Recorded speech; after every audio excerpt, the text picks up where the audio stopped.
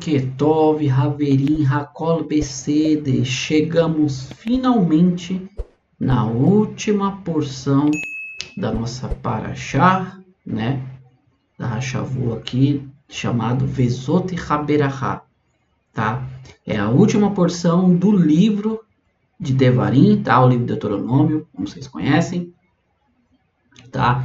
E vamos, a partir dessa semana, encerrar esse ciclo de leitura de um ano inteiro, fazendo a leitura desde lá de Gênesis, tá? Até o final de Deuteronômio, conhecido como a Torá, tá? Os livros de instrução de Deus. Já dando um adendo aqui, eu comecei esse projeto, nós estávamos na Parashá Ler Lechá, né? Que é quando Deus fala para Abraão, vai para você, né? Ler Lechá, vai para você.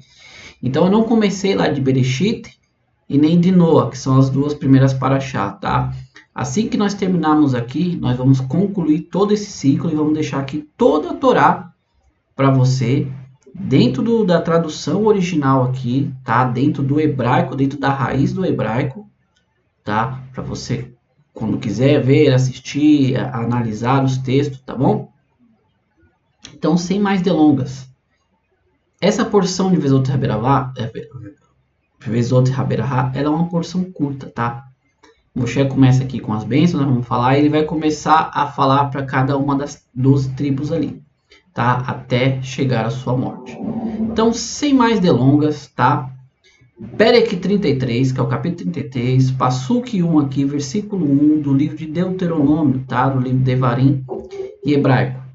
Diz assim: Vezot Haberahá, esta é a bênção, Asher Berá, ou seja, essa é a bênção que abençoou Moshe Ish Haelohim, Moisés, o homem, Haelohim, o homem de Deus, tá?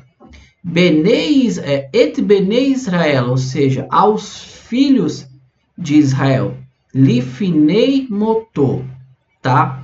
A palavra Lifinei, né, ela vem aqui de Pine, né, ou seja, a face. Então, Lifinei, nós traduziríamos aqui como se fosse perante, né, ou diante, motor, diante da sua morte, tá? Diante da morte que ali que Moisés já estava, que era o último dia, tá?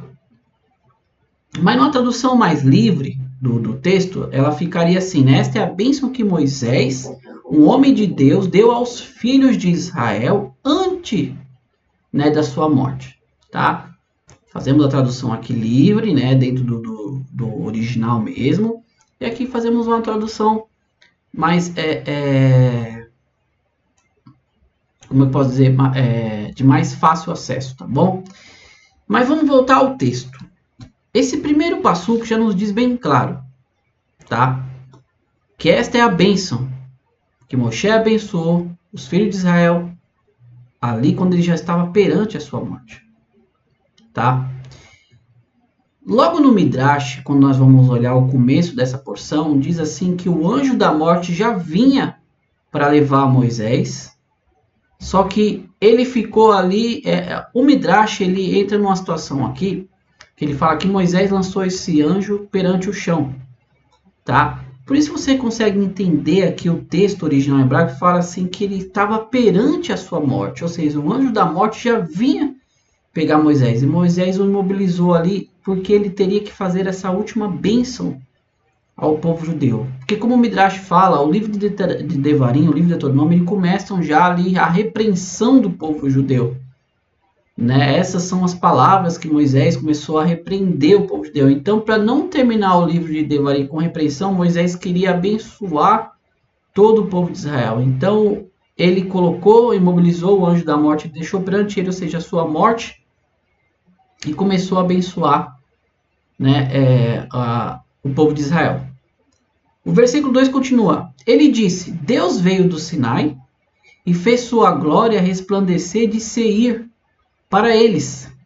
Ele apareceu do monte Parã e veio com alguma das mirades sagradas. Com sua mão direita lhes deu uma lei de fogo. Nós conseguimos dividir esse versículo aqui em várias situações, tá? Vamos pegar uns comentários de Rashi aqui para nós nos aprofundarmos bem. Por quê? Vamos lá. Urash fala assim, né? E fez sua glória resplandecer de Seir para eles, né? Que Urash fala assim, porque ele veio de Seir. É uma pergunta, por que ele veio de Seir? Porque em primeiro lugar Deus ofereceu a Torá aos filhos de Esaf, né? Que moravam em Seir, para que aceitassem, mas eles não quiseram. Por isso o texto diz, Deus veio de Seir. Continua, e ele apareceu. Apareceu para quem? Apareceu para Israel, tá? Do Monte Parã. Porque Deus em seguida vem de Parã. Mais uma pergunta. Porque ele ofereceu a Torá aos filhos de Ismael, né, os filhos de Ismael, que moravam em Parã, para que aceitassem, mas também eles não quiseram. Então ele veio aqui, veio a Israel, né? Com alguma das mirades sagradas. Al-Qirash comenta, como Deus veio apenas uma parte das dezenas de milhares de seus sagrados, mas não todos eles, e nem mesmo a maioria deles. Então, o próprio texto já nos diz aqui que Deus veio com alguma das milhares, não veio com todos. Por quê?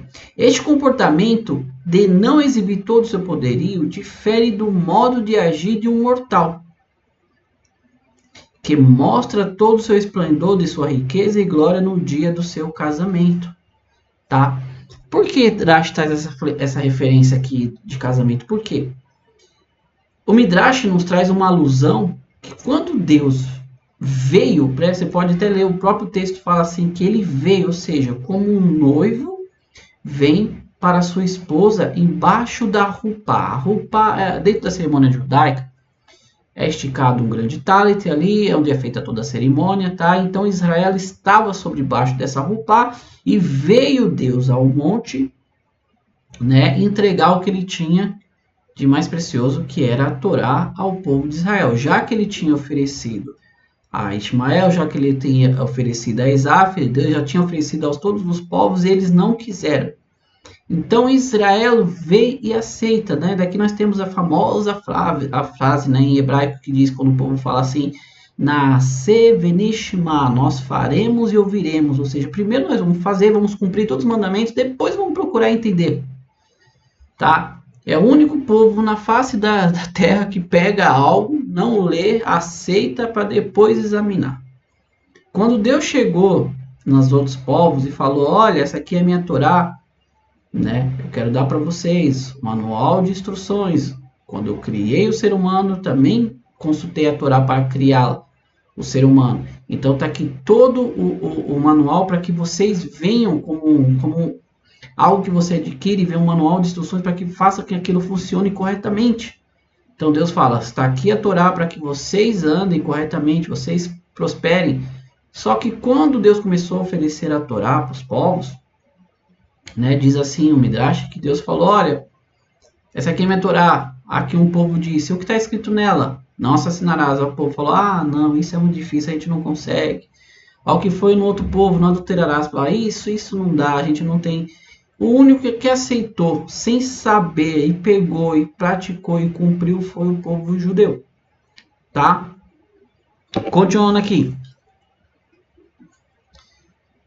Com sua mão direita lhes deu uma lei de fogo, tá? Essa aqui é interessante, meus amigos, porque quando Deus desceu no Monte Sinai, estava como se fosse uma fornalha ardente. Tá? Haviam nuvens espessas, trovões, tá? E Moshe adentrou, nós lemos a passagem, Moisés ele adentra no meio das chamas, adentra dentro da nuvem escura ali, né? Moisés não se queimou, então fala assim, com sua mão direita ele deu uma lei de fogo, porque ela foi esculpida ali dentro do fogo, tá? Ele também mostrou-lhe afeição pelas nações, todos os sagrados estão em sua mão, pois eles se juntaram aos seus pés, sustentando os seus pronunciamentos. Olha que interessante nós lemos aqui. O versículo 3 fala que ele demonstrou afeição pelas nações, como nós já lemos aqui, né? Ele foi lá, ofereceu para as nações não quiseram a Torá, né? Aí vem e fala assim, todos os sagrados estão em sua mão, pois eles se ajuntaram aos seus pés. Aí veio o povo que Deus falou, vocês vão ser o reino dos sacerdotes, vocês vão ser um povo separado, santo para mim. Vocês aceitaram e vocês estão estão todos aqui debaixo do pé da montanha diante de mim, sustentando os seus pronunciamentos, ou seja, sustentando os pronunciamentos de Deus. Já falamos também sobre isso, que quando Deus falava os mandamentos, o povo morria, a alma voltava, né? Por isso eles falam: Moisés, vá você, fale com Deus, pegue o que Deus tem para fazer e traz para nós, porque nós estamos morrendo. Nós não conseguimos ouvir o pronunciamento de Deus. Tá? Vamos continuar aqui. A Torá que Moshe nos ordenou é uma herança para a congregação de Jacó.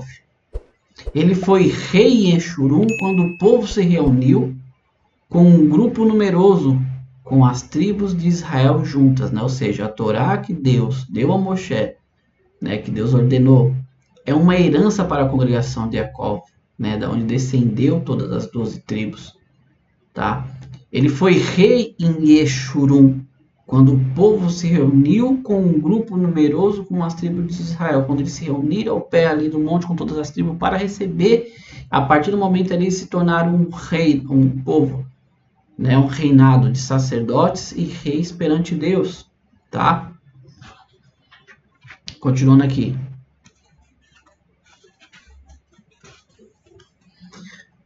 Aí ele começa: possa Reuven viver e não morrer. Possam suas pessoas serem contadas dentro da contagem. A partir daqui, Moshe começa a falar sobre cada uma das 12 tribos, né, ante o final da porção onde ele falece. Ele começa como é que falo, a ter uma visão profética de todas as tribos. E ele começa: possa Reuven viver e não morrer. Possa suas pessoas serem contadas dentro da contagem. Quem era Reuven? Quem lembra da história de Reuven?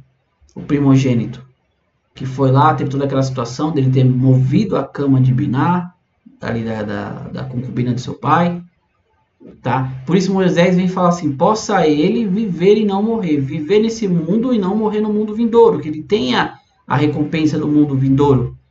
Possam suas pessoas serem contadas, possam seus descendentes na batalha pelo exército, que Reuven era uma das primeiras tribos que adentravam para guerrear, que eles possam serem contados, né, durante a batalha também, que eles não venham morrer, dentro da contagem.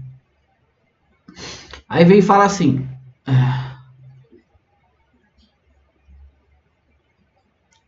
7 fala, né? E isto é para Yehudá. Agora vem Moshe e fala Yehudá. E disse: ouça Deus a voz de Yehudá, e traga-o para seu povo. Possam suas mãos guerrear por ele, e que você seja uma ajuda contra os seus inimigos. Olha que interessante. Esse é o nosso último versículo, tá? Como eu falei, são porções curtas. Agora vem a profecia dentro da tribo de Yehudá. Vamos analisar aqui parte por parte do versículo. E isto é para Yehudá, isso agora é para Judá. E disse: ouça Deus a voz de Yehudá, tá? Olha que interessante. Vamos ler um comentário aqui, ó. Moshe fala assim, né? O comentário de Irash: justapôs Yehudá e Reuven, porque ambos reconheceram o erro que tinham feito, como está dito no versículo, que os sábios declaram somente a eles, e nenhum estranho veio entre eles, tá? Como isso aqui tá lá no livro de Jó, no capítulo 15, versículo 18 e 19, tá bom? Porque tá falando, quando Reuven, ele né, acho que é Rubens em português, ele fez toda aquela questão da cama, mudou a cama lá de Bilá, né? Ele foi e se arrependeu. Por que se arrependeu? Porque Yehudá o fez se arrepender. Por quê? Lembra-se do caso de Yehudá e Itamar? Que Yehudá tinha uns filhos, não, e os filhos estavam morrendo com a esposa dos seus filhos ali. Ele não queria dar o último filho. Teve toda aquela situação que ela se vestiu como uma prostituta, ele foi lá, se deitou com ela, viu que ele estava errado, porque não tinha dado o último filho dele para ela, para dar continuidade ao nome dos seus filhos. E ele reconhece essa situação. Tá? Inclusive tem uma porção muito boa que eu coloquei aqui, para você entender toda essa questão de Judá e Tamar. Só você procurar nas playlists aí, tá? Coloque aí Judá e Tamar dentro do nosso canal, que você vai ver uma porção muito interessante que comenta ali realmente todos os detalhes dessa situação. Mas voltando aqui, então, ele reconheceu o erro dele e ele ajudou a Reuven a reconhecer o erro dele. Por isso ele colocou justapôs Reuven e Yehudá junto, tá? Aí vem assim, ó. Nossos mestres explicaram, ainda que durante todos os 40 anos em que os filhos de Israel estiveram no deserto, os ossos de Judá estavam rolando em seu caixão por causa da excomunhão que ele aceitou sobre si, quando assumiu a responsabilidade por Beniamim, né, na viagem para o Egito. Você lembra quando teve toda a questão de Yosef lá no Egito, que não queria deixar eles voltarem para lá, a não ser que eles trouxessem o irmão caçula deles, que até então não sabiam, que era Benjamim, né, Beniamim, e Yehudá tomou a frente e se responsabilizou, falando para Yaakov, né, no caso de Israel, que ele iria trazer o menino de volta. Se ele não trazesse, ele poderia matar um dos seus filhos. Né? Então, toda essa situação aqui de Yehudá, e Yehudá foi sempre aquele que tomava a frente, aquele que se colocava na frente, né, dos seus irmãos, das outras tribos. Ele fala assim, ó, como está dito no versículo, se eu não trouxer de volta, eu terei pecado contra meu pai para sempre, né? Como diz lá justamente em Gênesis 44, versículo 32, tá? Assim Moshe disse, quem motivou Reuven a confessar o seu pecado foi Yehudá. Por isso Yehudá, a tribo de Judá, ela tem uma proeminência dentro das 12 tribos, né? Você vê lá que já antes de morrer, ele fala que o cetro não sairia da tribo de Judá. Né? Ou seja, toda a descendência de dos reis, né, viriam ali de Yehudá, inclusive veio o rei David, veio vários outros reis, né? E agora virá Machia, né? Machia também é da descendência de Yehudá. Aqui você entende, nós já falamos sobre isso, do pai vem a descendência, de qual tribo ele é, tá bom? Aí só para nós terminarmos aqui, diz assim, ó, ouça Deus a voz de Yehudá, isto é, ouça a oração dos descendentes de Yehudá, a oração de Davi, de Salomão, né, Shlomo, a oração de Assá, por causa dos etíopes, a oração de Jehoshaphat, né, a respeito dos amonitas, e a de Ezequiel, né, a respeito de Sanquerive.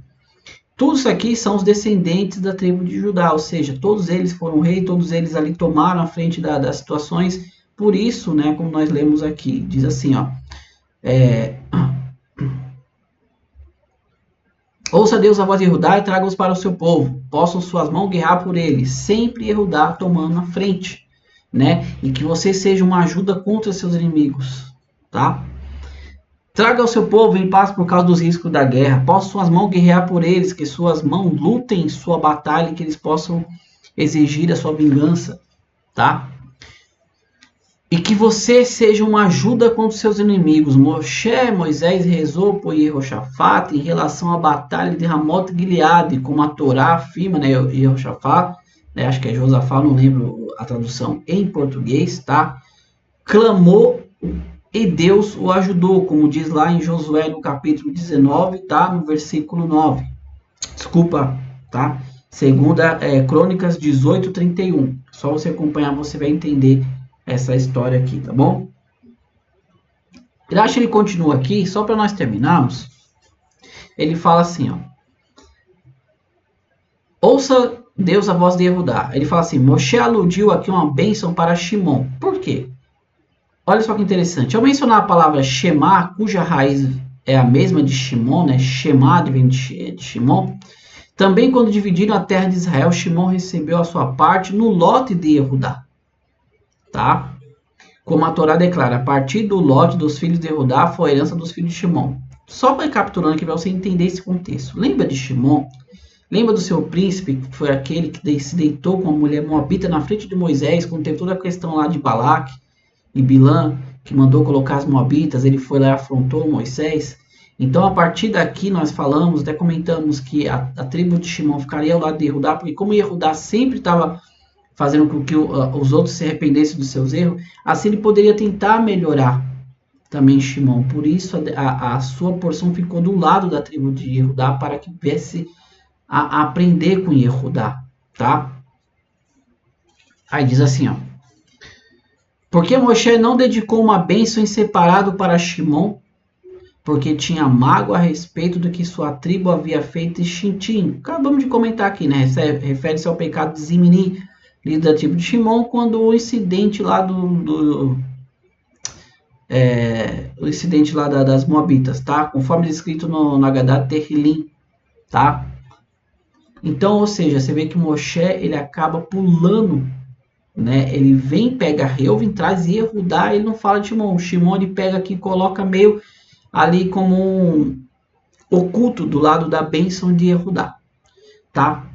Meus amigos, essa é a porção, primeira parte da porção do Êxodo Raberabá, tá? Não vamos nos aprofundar muito, conseguimos aqui, Baruch Hashem, com a ajuda de Deus, trazer um pouquinho aqui do profundo desse começo, tá?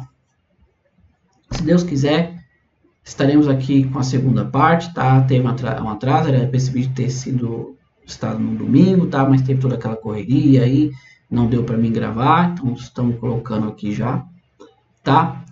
E vamos já trazer também a segunda parte, tá bom? No demais, meus amigos, fiquem com Deus, Todarabá, tá? Bekol Tov, tudo de bom, Atzlahá, sucesso e Parnassá, sustento vindo a parte de Deus sobre a sua vida. Obrigado a você que já nos acompanha nesse canal, você que é novo, se inscreva, tá? Deixa um like, compartilhe esse conteúdo, nos ajude a fazer o canal cada vez mais crescer e alcançar mais pessoas para a verdade da Torá de Hashem. Amigos, fiquem com Deus, nos vemos no próximo vídeo. Se assim Hashem quiser, que Mashiach se revele hoje ainda, construa esse elemento de Hamikdash. Amém, amém. Todarabá, muito obrigado e Lehitraut, até o próximo vídeo, se assim Deus quiser. Tchau, tchau, amigos. Tchau, tchau.